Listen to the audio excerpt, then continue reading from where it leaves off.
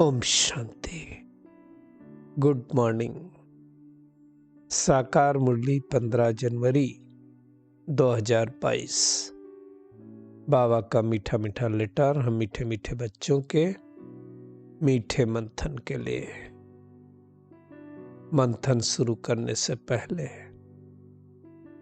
आनंद के सागर शिव बाबा की आनंद भरी किरणों के नीचे बैठ जाते हैं और अनुभव करते हैं, मैं आनंद स्वरूप आत्मा हूं। बहुत पावरफुल आत्मा हूं। आज मीठे बाबा ने कहा, मीठे बच्चे, यह दादा है wonderful post office. Post office से क्या निकलते हैं? पत्र, लेटर। तो हर दिन भगवान परमात्मा ब्रह्मा बाबा रूपी पोस्ट ऑफिस से 4 पेज की मुरली निकालता है। तो लेटर हो गया ना हमारा वो 4 पेज का। इनके द्वारा ही शिव बाबा के डायरेक्शन हम बच्चों को मिलते।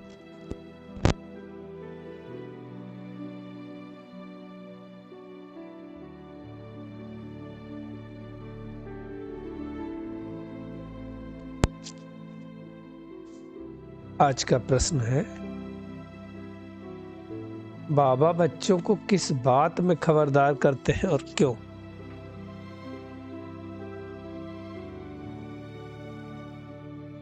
बाबा कहते, बच्चे खबरदार रहो, माया की जास्ती चोट नहीं खाओ।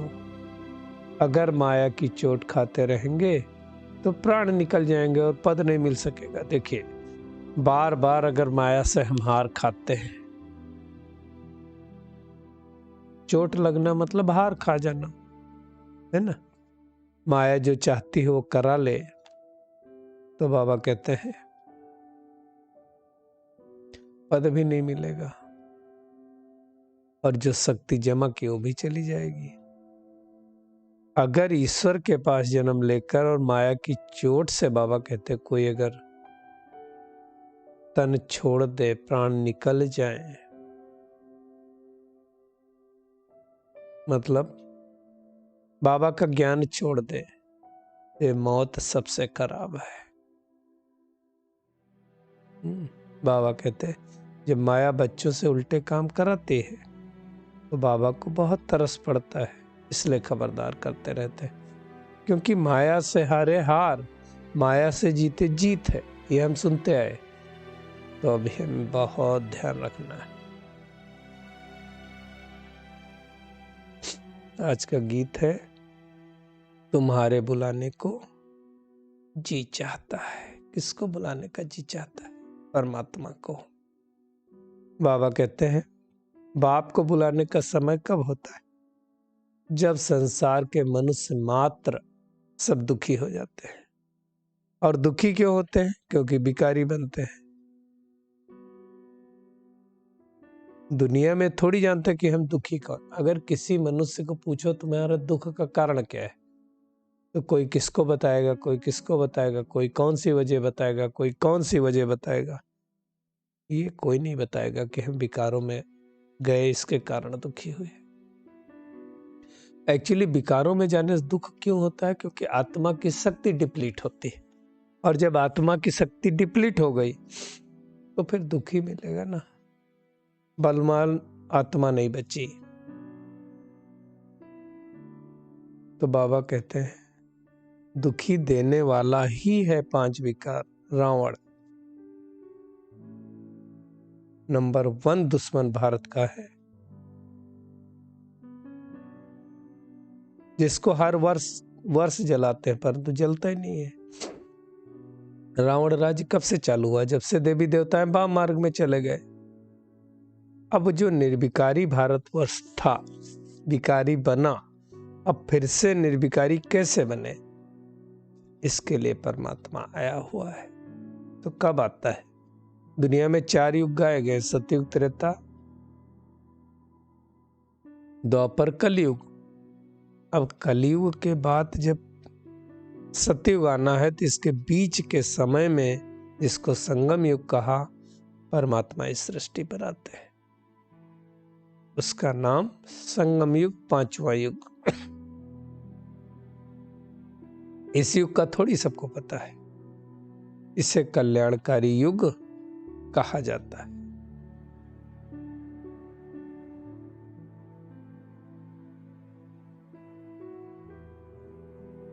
इस युग के बारे में दुनिया में थोड़ी किसको पता है ना। तो सतयुग सूर्यवंशियों का राज्य, त्रेतायुग चंद्रवंशियों का राज्य अर्थात राम राज्य, और फिर द्वापर युग आता है जिसमें अनेक धर्म है ना, इब्राहिम, बौद्ध, क्रिश्चियन, सारे धर्म इसी में स्थापित होते हैं। गाते हैं तुम्हें माता च पिता, परंतु जानते नहीं। मूर्ति के आगे जाकर के भी गाएंगे तुम माता पिता। अब लक्ष्मी नारायण की मूर्ति के आगे भी जाके वही गाएंगे, ब्रह्मा सरस्वती की मूर्ति के आगे जाकर के वही गाएंगे, शंकर पार्वती की मूर्ति के आगे जाकर भी वही गाएंगे। अब है कौन माता पिता, वो तो किसी को पता नहीं है ना। और पिता है तो माता भी चाहिए। ये सब कोई बात है, किसको मालूम। तो माता पिता भगवान कब बनता है, जब वो निराकार इस साकार ब्रह्मा के तन में आता है। तो माता पिता दोनों। महिमा सिर्फ एक उस परमात्मा की है। ऐसा नहीं है बाबा कहते कभी ब्रह्मा की महिमा, कभी विष्णु की, कभी शंकर की। नहीं, महिमा एक की है, जिसको पतित पावन बुलाते हैं, कहते हैं आओ।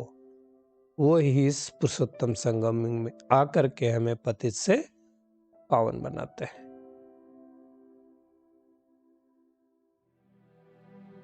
और दुनिया में कोई पतित से पावन बना ना सके। ब्राह्मणों को ही राजयोग सिखलाते हैं, है ना। उसमें ब्रह्मा सरस्वती सब आ गए।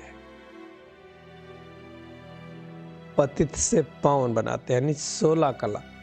लेकिन क्या होगा, फिर 16 कला से हम 14, 12 ऐसे आते जाएंगे। मुख्य बात है शिव बाबा को याद करना है। जितना जितना याद करेंगे उतना विकर्म विनाश होंगे। तो हमें अपनी चेकिंग करनी कि मैं आत्मा कितना याद करती हूँ।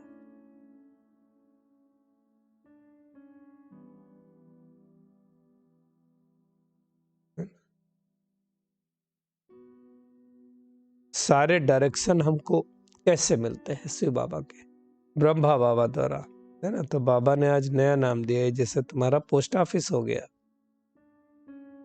4 पेज का लव लेटर रोज बाबा हमें लिखता है। कितने प्यार से मुरली को पढ़ना चाहिए।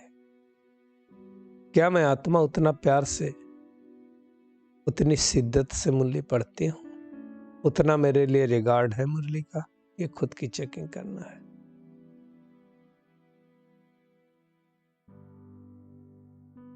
बाबा कहते हैं कि देखिए अब ये सृष्टि रूपी मकान पुराना हो चुका है, कोई भी समय टूट सकता है, कोई ठिकाना नहीं है। इसलिए अपना बुद्धि योग नई दुनिया की तरफ, नए मकान की तरफ लगाना है। आधा कल्प राज्य, आधा कल्प रावण राज्य चलता है ना। तो अब रावण राज्य खत्म होना है, अर्थात मुर्दाबाद होना है। राम राज्य जिंदाबाद होना है। ये सब तीनों लोकों का ज्ञान किसने दिया? त्रिलोकीनाथ बाबा ने दिया।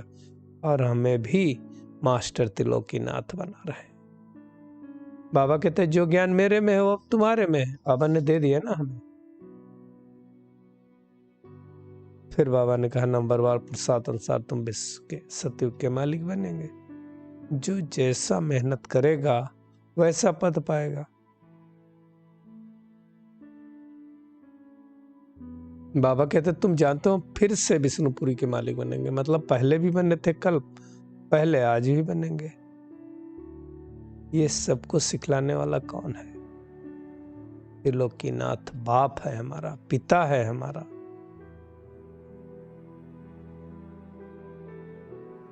बाबा कहते तुम नॉलेजफुल बाप के बच्चे कौन हो गए? मास्टर नॉलेजफुल हो गए। तो मास्टर नॉलेजफुल बनना मतलब परमात्मा की संपूर्ण श्रीमत का पालन करना, उनके बतलाए गए रास्ते पर चलना।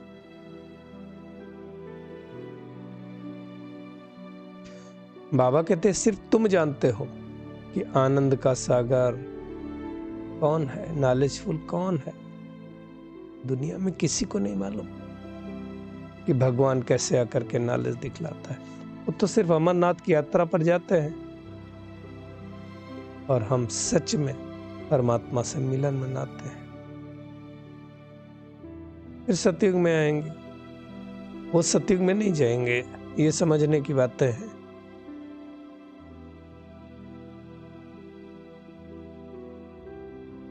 ये नॉलेज परमात्मा के सिवाय कोई दे नहीं सकता है ना। शास्त्रों में भगवान वाच्य है, अर्जुन का नाम भी लिखा हुआ है। अर्जुन के रथ में बैठे हैं। अकेला अर्जुन होगा क्या? अकेले अर्जुन को ज्ञान सुनाया होगा क्या? संजय को नहीं सुनाया होगा। सारी सृष्टि को ज्ञान देते हैं परमात्मा। अर्जुन अर्थात ज्ञान का अर्जन करने वाला, तो वो सब हम आत्माएं हैं। तो अब हमें निश्चय रखना है कि ये पुरुषोत्तम संगम युग चल रहा है।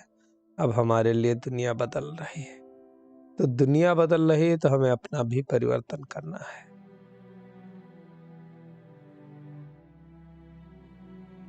बहुत दिन हम आत्माएं अलग थी परमात्मा से, अब फिर से मिले। तो ये पुरुषोत्तम संगम युग श्रेष्ठ बनने का युग है। इस समय हम ईश्वरीय औलाद बनते हैं, फिर भले देवी देवता औलाद बनेंगे। तो इस समय की इंपॉर्टेंस सबसे ज्यादा है, उस नशे में स्थित रहे, है ना। बाबा कहते हैं सबसे बड़ा इम्तिहान है, क्योंकि हम राजाओं का राजा बनते हैं, परमात्मा से राजयोग सीख रहे हैं। दुनिया में बाबा कहते, कोई कोई कहता है हमारा परमात्मा से कोई नाता नहीं।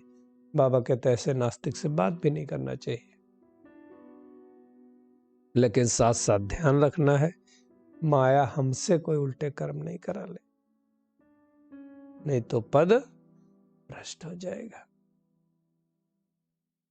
ईश्वर के पास हम आए हैं तो इतना जरूर निश्चय और नशा रखना कि ईश्वर का साथ और हाथ कभी न छूटे, क्योंकि ईश्वरीय जन्म से अगर हमारा मृत्यु हुआ, इससे बड़ा नुकसान कोई नहीं होगा। तो क्या करना है सारा दिन? एक तो मन मना भाव के मंत्र के द्वारा बाबा को याद करते रहना है, सुदर्शन चक्र फिराना है, बाप समान मास्टर नॉलेजफुल बनना है, ज्ञान का सिमरन करके अपार खुशी में रहना है। विघ्न आएंगे, तूफान आएंगे, परंतु हमको अचल अडोल स्थिर रहना है। आज का बाबा का खूबसूरत वरदान है, दिव्य गुणों रूपी प्रभु प्रसाद खाने और खिलाने वाले संगम युगी फरिश्ता सो देवता भव। बाबा कहते दिव्य गुण सबसे श्रेष्ठ प्रभु प्रसाद है। इस प्रसाद को खूब बांटो, जैसे एक दो में स्नेह की निशानी स्थूल टोली खिलाते हो। बहुत प्यार, चलो टोली खिलाओ बाबा की, बच्चे खुश होते हैं। तो बाबा कहते ऐसे गुणों की टोली खिलाओ, जिस आत्मा को जिस शक्ति की आवश्यकता है उसे अपनी मनसा अर्थात शुद्ध वृत्ति वाइब्रेशन द्वारा शक्तियों का दान दो, और कर्म द्वारा गुणमूर्त बन गुण धारणा करने में सहयोग दो कि कैसे सामने वाला गुणी बने। इसी विधि से बाबा कहते संगम युग का जो लक्ष्य है, फरिश्ता सो देवता। संगम युग पर क्या बनना है? फरिश्ते बनना है ना, और फाइनल देवता ये प्रत्यक्ष में दिखाई देगा, इतनी मेहनत करनी है। स्लोगन है सदा उमंग उत्साह में रहना, यही ब्राह्मण जीवन का श्वास है। चलिए परमात्मा किरणों के नीचे बैठ जाते हैं और महसूस करें कि मैं परमात्मा प्यार में लवलीन आत्मा हूं, सहयोगी आत्मा हूं, योगी आत्मा हूं।